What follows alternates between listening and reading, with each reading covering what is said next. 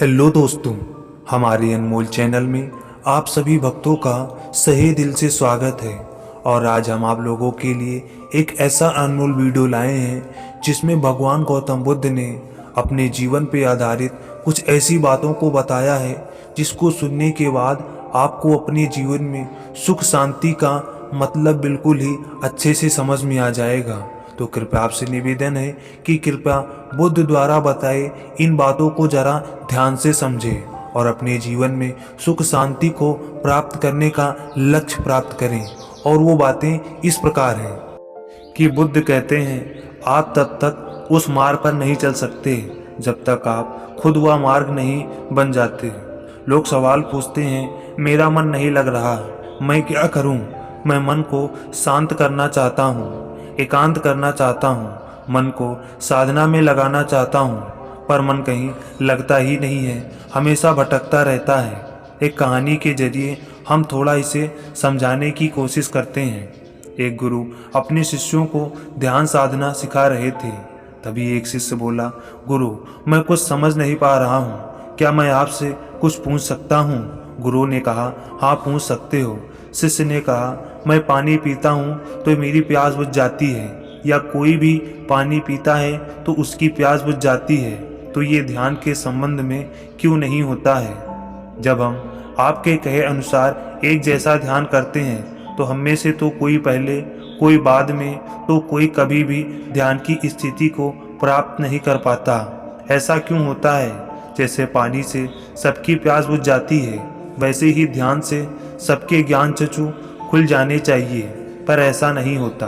गुरु ने कहा, कल किसी ने भोजन पर हमें आमंत्रित किया है, कल तुम्हें मेरे साथ चलना है, मैं तुम्हारे प्रश्नों के उत्तर वहीं दूंगा। अगले दिन दोनों गुरु शिष्य भोजन के लिए एक धनी व्यक्ति के घर पहुंचे।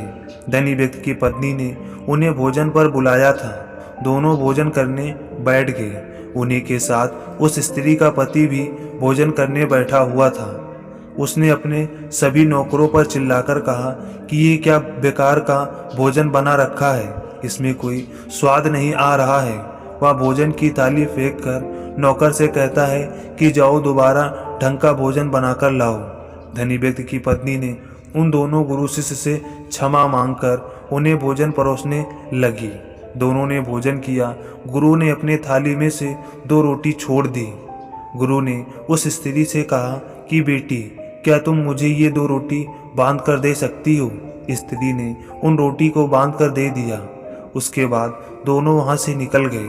रास्ते में गुरु ने शिष्य से पूछा कि तुम्हें भोजन कैसा लगा? शिष्य ने कहा, भोजन स्वादिष्ट था, मुझे पसंद आया, मुझे भोजन करके बहुत अच्छा लगा। गुरु ने कहा, इससे अधिक तुमने कुछ और सीख पाया? शिष्य ने कहा, इससे अच्छा और क्या हो सकता है? गुरुदेव, मेरी भूख मिट गई और मेरा पेट भी भर गया। गुरु ने कहा कि भोजन तो अच्छा था, फिर उस स्त्री के पति को भोजन पसंद क्यों नहीं आया? भोजन तो अच्छा बना था, भोजन एक ही था, तब उसे पसंद क्यों नहीं आया? शिष्य ने कहा, आप ठीक कहते हैं गुरुदेव, मैं तो कुछ समझ ही नहीं पा रहा हूँ, आप ही कुछ बताएं। गुरु ने कहा, अभी तुम मेरे साथ आगे चलते रहो। गुरु शिष्य चलते चलते बहुत दूर निकल आए। शिष्य ने गुरु से कहा, गुरुदेव, हम हमारे आश्रम के मार्ग पर तो नहीं हैं, फिर हम कहाँ जा रहे हैं? गुरु ने कहा, बस चलते रहो। बहुत दूर चलने के बाद एक फटे हाल व्यक्ति गुरु के सामने आ गया और उनके चरणों में गिर गया और बोला, हे परमात्मा, मेरी मदद करो, मैं 3 दिन से भूखा हूँ, मैंने कुछ नहीं खाया है, आप कृपा कर मुझे कुछ खाने को दें। गुरु ने उस शिष्य को एक पेड़ के नीचे बैठाया और उन दोनों रोटियों को निकाल कर दिया जो उस महिला ने उन्हें दिया था। रोटियों को देखते ही उस गरीब व्यक्ति की आंखों में चमक आ गई। उसने तुरंत उन दोनों रोटियों को खा लिया। खाते समय उस व्यक्ति की आंखों से आंसू निकल रहे थे।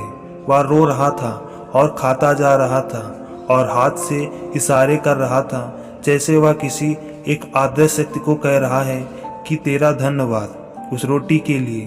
खाने के बाद उसने गुरु को प्रणाम किया और धन्यवाद कहा। गुरु ने उस व्यक्ति से पूछा कि भोजन का स्वाद कैसा था? उसने कहा, स्वाद स्वाद तो कहीं था ही नहीं, केवल जीवन था, परमात्मा और ईश्वर था। ये रोटियां नहीं थीं, या तो साक्षात जीवन था। यह कहकर वह व्यक्ति वहां से चला गया। गुरु ने शिष्य से कहा, देखो, भोजन वही था, लेकिन एक व्यक्ति को इसमें स्वाद नहीं आता, तुम्हें इसमें स्वाद आया। तुम्हें भोजन पसंद आता है, लेकिन वही इस व्यक्ति को इस भोजन में स्वाद नहीं आता, बल्कि इसमें ईश्वर, परमेश्वर और जीवन को देख लेता है। इससे पता चलता है कि व्यक्ति और भोजन की तृप्ति में भी अंतर है। पहले व्यक्ति की इसमें कोई तृप्ति नहीं होती, तुम्हें थोड़ी तृप्ति होती है, और इस व्यक्ति को अनंत तृप्ति होती है। ऐसा ही ध्यान के संबंध में भी होता है। जिसको जितनी ज़्यादा प्यास होती है, वह उतनी जल्दी मार्ग को बना लेता है। उस शिष्य के जिज्ञासा का समाधान हो चुका था, उसके प्रश्नों का उत्तर मिल गया था, लेकिन हमें हमारे प्रश्नों का उत्तर नहीं मिला। प्रश्न था, मन क्यों नहीं लगता? जो लग जाए वह मन नहीं, मन का स्वभाव ही भागना है। जब हमारे पास कोई चीज़ अत्यधिक होती है, तब मन उससे भागने लगता है। जैसे उस धनी व्यक्ति का मन, जो उस भोजन से भाग रहा था, जो उसके लिए आम बात थी। लेकिन जब कोई चीज़ हमारे पास सीमित मात्रा में होती है और हमें मिल भी जाती है, तब हमारा मन उससे जुड़ा भी रहता है और हम उस चीज़ की थोड़ी बहुत अहमियत भी रखते हैं। जैसे उस शिष्य का मन, जो उस भोजन से थोड़ा बहुत जुड़ा हुआ था, तो उसने उस भोजन के स्वाद को भी जाना। लेकिन जब हमें कोई चीज़ चाहिए होती है और वह हमारे पास नहीं होती, तो पहले हमारा मन उस चीज़ के लिए बहुत ललायित रहता है और वह हर हाल में उसे पा लेना चाहता है। लेकिन जब कोई चीज़ प्राणों से जुड़ी होती है, जैसे वह दो रोटी, और जब बात प्राणों पर आ जाए, तब मन गायब हो जाता है। तब आप स्वाद नहीं देखते, भोजन का प्रकार नहीं देखते, तब आपको सिर्फ भोजन चाहिए होता है। तब आप एकाग्र हो जाते हैं। भोजन के लिए जो भी मिले, उसी में आपको आनंद आ जाता है। स्वाद हो या ना हो, आपके प्राण के अंतर तब तक उसे स्वीकार कर लेते हैं, और यह तब तक होता है जब मन नहीं होता है। हम हमारे मन को लगाने की कोशिश तो बहुत करते हैं, कुछ पढ़ाई में लगाने की कोशिश करते हैं, तो कुछ अपने काम में लगाने की कोशिश करते हैं। लेकिन आपने देखा होगा कि मन कहीं नहीं लगता, और यह लग भी नहीं सकता, क्योंकि इसका काम किसी चीज़ में लगना नहीं है, बल्कि इसका काम आपको भगाना है इधर से उधर। एक चीज़ आपको मिल जाती है तो दूसरी चीज़ पे ये ले जाता है, और अगर दूसरी चीज़ मिल जाती है तो ये तीसरी चीज़ की ओर ले जाता है। मन संतुष्टि को नहीं जानता है, या केवल पाना जानता है, पाने के बाद भूल जाना जानता है। जो मिल गया है उसे छोड़ देने की आदत होती है, और जो छूट गया है उसे फिर से पा लेने की आदत बन जाती है। यही मन का काम होता है। अपनी ज़िंदगी के पिछले हिस्से को देखो और जानने की कोशिश करो, क्या आपका मन कहीं लगा है, कहीं रुका है, या वह केवल आपको अभी तक भगा रहा है और आप भाग रहे हैं। अब सवाल आता है कि अगर मन का काम भागना या भगाना ही है, तो क्या जिंदगी भर हम भागते ही रहेंगे? क्या हम कहीं नहीं रुकेंगे? ध्यान से देखो तो जिंदगी ऐसी ही है। जन्म से लेकर मृत्यु तक इंसान भागता ही रहता है, कभी किसी चीज़ के पीछे तो कभी दूसरी चीज़ के पीछे। लेकिन फिर भी कुछ इंसान अपवाद हो जाते हैं, फिर वह रुक जाते हैं, भागना बंद कर देते हैं। तब चीज़ें उनके पीछे भागती हैं, वह किसी चीज़ के पीछे नहीं भागते हैं। इसका सबसे बड़ा उदाहरण हमारे भगवान गौतम बुद्ध हैं। हम आम लोग कैसे अपने जीवन में ठहराव ला सकते हैं, कैसे हम अपने जीवन में एकाग्रता ला सकते हैं, कैसे हम अपने जीवन में अपने मन को, अपने आप को नियंत्रित करने से रोक सकते हैं। और इसका एक ही रास्ता है, और वह है ध्यान व्यवस्था लाता है। मन भागता है, ध्यान ठहराव बुलाता है। मन लालच देता है, ध्यान लालच को देखने की दृष्टि देता है। मन कहता है दूसरी चीज़ को पकड़ लें, ध्यान कहता है जो मिला है उसे ले लें। ध्यान एकाग्रता लाता है, लेकिन ध्यान को लेकर भी हम भ्रमित रहते हैं। ध्यान का मतलब आंखें बंद करके बैठ जाना नहीं। बल्कि इसका मतलब यह होता है जो कि हम आपको एक कहानी के जरिए समझाएंगे।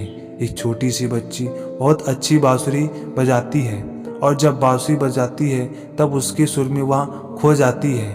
तब उसका मन गायब हो जाता है, उसके प्राण केवल उस बांसुरी की धुन में ही रम जाते हैं और यही उसका ध्यान बन जाता है। लेकिन ऐसा इसलिए होता है क्योंकि इस लड़की को उस बांसुरी में रस आता है, आनंद आता है।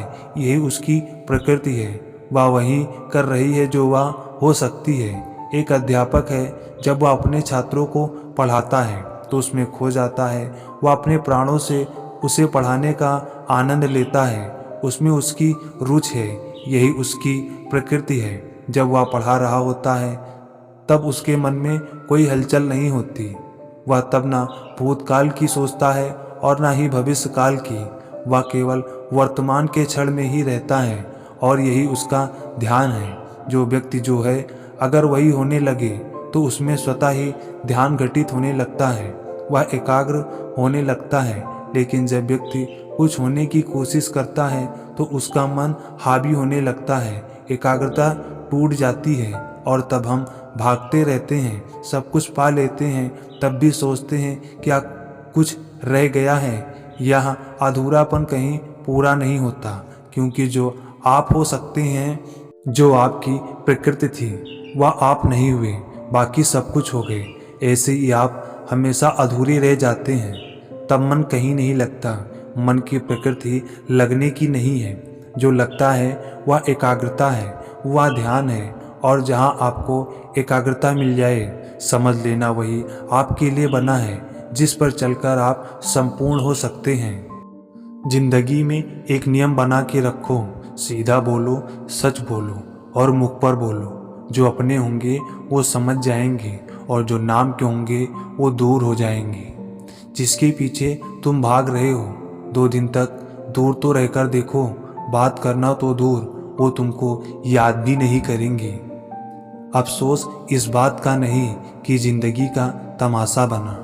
दुख हमेशा पीछे देखता है, चिंता इधर उधर देखती है, लेकिन विश्वास हमेशा आगे की ओर देखता है। आप सही निर्णय कैसे लेते हैं? अनुभव से। और आप अनुभव कैसे प्राप्त करते हैं? तो गलत फैसलों से। 4 दिनों के प्यार के लिए 40 साल के माँ बाप को छोड़ देना सबसे बड़ा पाप है। जब किस्मत साथ न दे तो समझ लेना सिर्फ आपकी मेहनत ही आपका साथ देगी। जिंदगी में कुछ अच्छे दोस्तों का होना भी जरूरी है, क्योंकि हर वक्त मोहब्बत साथ नहीं देती। जिंदगी में कुछ अच्छे दोस्तों का होना भी जरूरी है, क्योंकि हर वक्त मोहब्बत साथ नहीं देती। हम खामोश तब होते हैं जब हमारे अंदर बहुत शोर होता है। गरीबी तो काटी जा सकती है, पर किसी बुरे इंसान के साथ जिंदगी काटना बहुत मुश्किल होता है। किसी सही इंसान के साथ इतना गलत मत करना कि उसके साथ किए गए धोखों का पछतावा आपको सारी जिंदगी करना पड़े। जिसमें नुकसान सहने की ताकत हो वही मुनाफा कमा सकता है, फिर चाहे वो कारोबार हो या फिर कोई रिश्ता। बचपन में कहानी सुनकर सोते थे, आज अपनी ही कहानी पर रोकर सोते हैं। पता नहीं क्यों छोड़कर चले जाते हैं वो लोग जिन्हें हम जिंदगी समझकर कभी खोना नहीं चाहते हैं।